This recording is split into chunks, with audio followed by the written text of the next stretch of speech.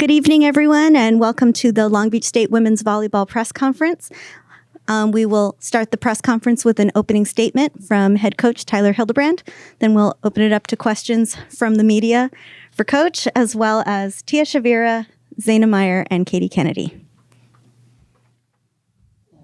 They know I'm usually not at a loss for words, but I just told Kitty, I don't know what I'm going to say. We've done this a lot where we find some way to stay together and play better. And,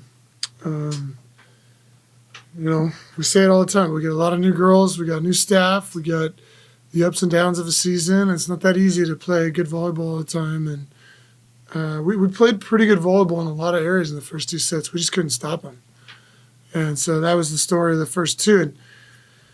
And, there's emotions in volleyball, and it feels like if the scoreboard is losing, like we're doing everything wrong. We're doing a lot of things good. We just couldn't stop them. That's a credit to Northridge. I said that last night about Santa Barbara. I mean, I think I told the team before when we were watching videos, they were up 23-9 or something against Cal Poly, which is a great team. So I said, this team can get hot and do some things offensively, and they certainly were doing that in the first two sets. And our service pressure picked up, got them in some trouble. I mean, Kai and Tia were unbelievable today serving sets. It's a hard roll, and they were fantastic. And we served short really well. We've had some history of serving. If we're not having success serving our normal, thump and serve, then we go short, and it happened again today, and it worked. But I guess I do have something to say. But I think the Big West is getting better and better. Maybe the preseason records didn't show it, but the Big West is getting better and better. And I think every night's going to be a tough match. And I just can't tell you how fun it is to coach a team that has that much fight. And in a couple of our losses, there was a glimpse of us maybe not showing that, and that's been our message this week. And, I mean, they showed it this week, and it's pretty cool. So we're proud of them. And it was a good crowd tonight. So, anyway. Appreciate the crowd being right when they told you to challenge that one swing. That was nice. Was that really? For any of the players, obviously it's Coach mentioned you guys have had some up and down matches for sure, but what does it feel like to go from sort of felt a little dead in the water after two sets to just a huge emotion of that fifth set where it felt like kind of inevitable, you know what I mean, that you guys were going to come back and win it? Yeah, that's funny you say that because I had a thought after the fourth, I think. I looked around and I was like, whoa, the first two sets felt like a completely different game. Felt like it was a whole new day when we started picking it up. And I just kind of, I had that faith and trust in my teammates. So that's just all it was. It was like we went through that. It's over now. And then we all focused on the next half of the match. Yeah, even after those first two sets, I was pretty confident that we were still going to win the game and do reverse sweep just because we know the type of team we are and we know what we're capable of. And then for Tia, obviously got the start, and then you came in, and then you had that big little service run in set 4, which pretty much was the straw that stirred the drink in that set. What was that feeling like, getting that service run, and how big was that going into that fifth set and swinging the momentum over to you all? That was a great line. Straw that stirred the drink. How did it feel? It felt great, honestly. I felt like it's always great to feel like you have an impact on the game, and my teammates, even if I don't make the serve, they have my back, and it never feels like I get on myself. As far as just wanting to make an impact to change the game pretty much. And I think the majority of making me feel comfortable getting on the court just for a couple serves. So this is kind of a question for Zaina and Katie. So it seemed like every time a free ball came over, especially near the end of the game, you were looking to set Katie. So was there anything to that, or were you guys just on the same page? Well, I think obvious that Katie was firing tonight, and she was just pretty unstoppable. And I love setting the hot hitter, and Katie was definitely that. And it was a career high for her, so I'm really proud of her. And she's a freaking beast. Yeah. Career high for both Katie and Zaina.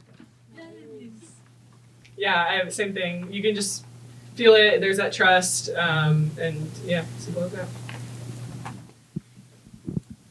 For everyone, what was the energy like going into the locker room after the second set? I was pretty proud of how we handled ourselves. You know, sometimes you can go into the locker room and people are hanging their heads, or there's like a lot of fire. We're pretty like neutral. We just like talked about what we needed to do, kept it simple. You never want to like overcompensate or be like, we have to do so much and change so much. You know, that frantic energy. Yeah, and the coaches came in and gave us a couple pointers, and we took it and applied it. So, yeah, nothing too crazy. We just knew what we needed to do. You guys know how hard it is to go through some losses and disappointment and the natural team culture and environment things that go along with that. And then to have a great win last night and then, you know, feel like we're not playing good, and for them to be neutral. And that's what I'm saying. There's a special vibe to that. All I said is, okay, we're in the locker room. You got your cell phones. Text your parents. Tell them we're going to be here till 10.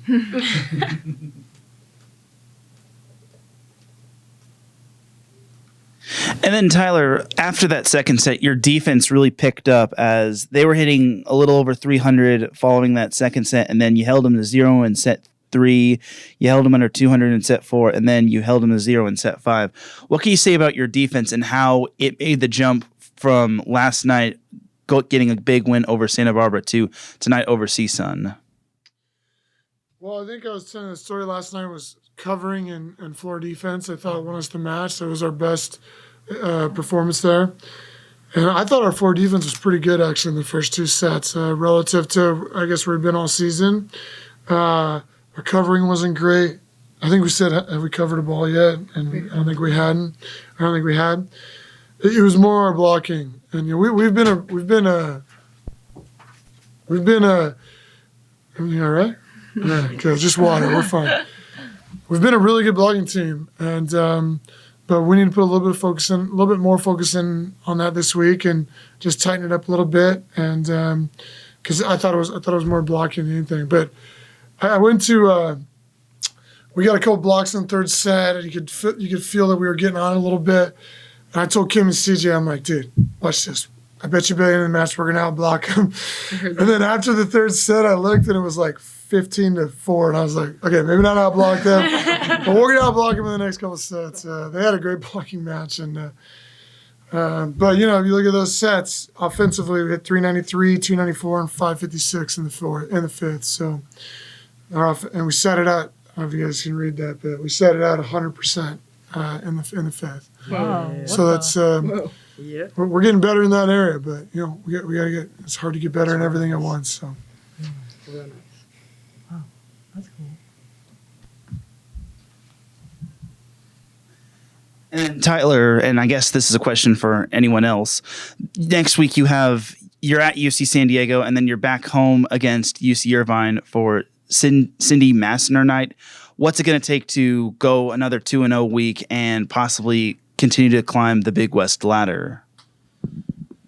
Good question. We're focused kind of on building on all the things that we say every time. And so it's easy to get caught up in the Big West ladder or where we stand or the algebra or math of what it'll take. But for us, I think the lessons we learned in the first 2 weeks is just to stay focused on the things that we can control that we've been talking about since January. And I'll tell you this right now: Irvine and San Diego are good teams, and they've had fairly good preseasons, and they've had some really good matches in the Big West so far. And I mean, Irvine lit it up in the preseason, and so we're gonna need to take our game to another level to be prepared to play 2 back-to-back tough matches against 2 teams that are much improved, I think, than they've been, over the last 3 or 4 years. So we gotta get to work. This is a little bit of a less hard-hitting question for you, Coach, but I feel like every game that you challenge a call, you get it right. So is there anything that you look for specifically when you're going to pull the green card out?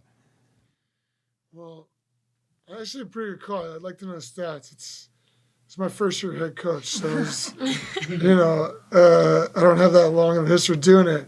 I think we've been right a lot, but I'll tell you what, if I'm wrong, Xana yells at me. So, or Morgan will say, why'd you challenge that? So, I got a lot of pressure I got to perform. No, the one tonight was pretty easy. It was the fourth set. I thought it was a relatively pivotal point because 21-16 versus 22-15, which kind of puts that set, out of reach a little bit. And, you get one back in the fifth. So it was kind of a free challenge. So, we try to do some work. Like the football, they have like their book of like when to go for two, when not, when to onside kick, all that stuff. We've created one, over the years with some of my colleagues of like, hey, when you're down 22-13 in a set, unless it's absolutely obvious, that's a risky challenge anyway. But this one seemed pretty risk averse.